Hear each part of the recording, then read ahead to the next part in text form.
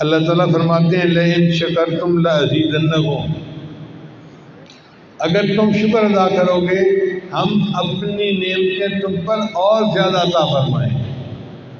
چنانچہ جو بندہ رزق کے ملنے پر شکر ادا کرتا ہو اللہ تعالیٰ اس کے رزق میں اور برکت دے دیتے ہیں۔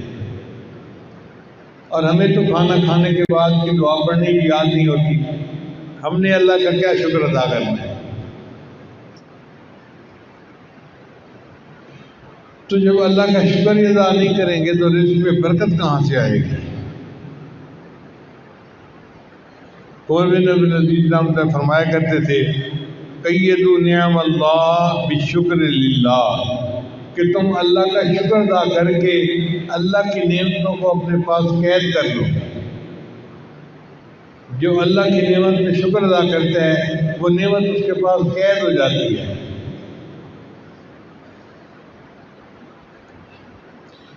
ابن عطا اسکندری رحمۃ اللہ فرماتے ہیں من لم یشکر النعمہ فقد تعرض لزوالها، جو نعمت کا شکر ادا نہیں کرتا وہ اس نعمت کو زائل ہونے کے لیے پیش کر دیتا ہے، اللہ مجھے یہ نعمت نہیں چاہیے واپس لے لو۔ ومن شکرها، اور جو نعمت کا شکر ادا کرتا ہے بچوں کو باوضو گزارنے کی تعلیم دیتے ہیں۔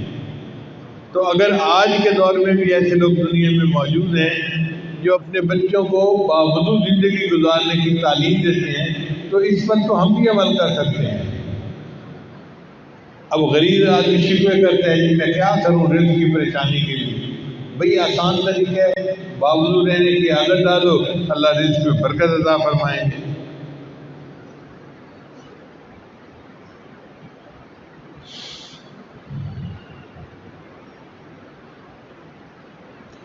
نبی شان نے ارشاد فرمایا تم چاش کی نماز پڑھو، یہ رزق کو کھینچتی ہے اور فقر کو بھگاتی ہے۔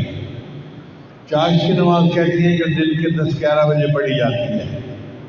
عام طور پہ مرد حضرات 8 بجے تک اپنے دفتروں میں، اپنے کاروبار میں، اپنی زمینوں پہ چلے جاتے ہیں کام کاج کے لیے، عورتیں فارغ ہو جاتی ہیں۔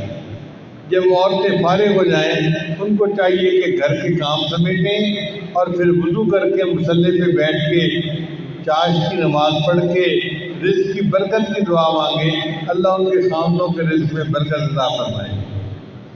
شکوے تو کرتی ہیں کہ خامد کی نوکری اچھی نہیں، خامد کا کاروبار اچھا نہیں، اللہ کی بندی دعا آپ بھی تو نہیں کرتی، آپ چاش پڑھ کے دعا کرتی اللہ آپ کے خامد کی رزق میں برکت عطا فرما دیتے ہیں۔